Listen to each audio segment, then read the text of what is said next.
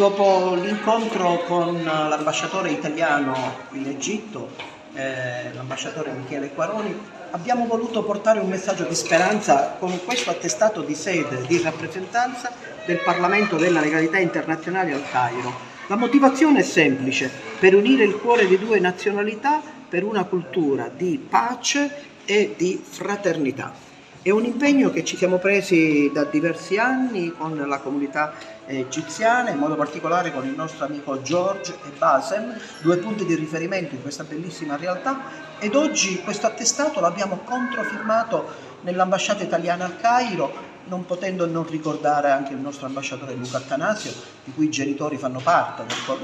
dello staff di presidenza del Parlamento della Legalità Internazionale. È una pagina storica, un momento bellissimo nel quale ognuno di noi, venendo al Cairo con una bella delegazione del Parlamento della Legalità Internazionale, ha voluto lanciare un messaggio di bellezza, di gioia, di amore alla vita, e quindi dal Cairo portiamo quello che è un inno di bellezza e di speranza anche nella nostra bella Italia.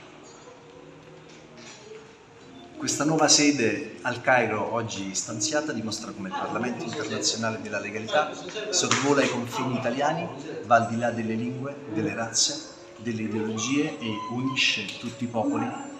portando gli stessi principi che risuonano in un solo cuore, quello del Parlamento internazionale della legalità.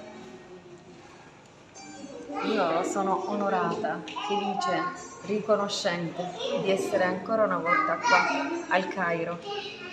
per l'insediamento di questa ambasciata del Parlamento della Legalità Internazionale, che diffonde la cultura della pace, della legalità e della fratellanza, e che unisce due popoli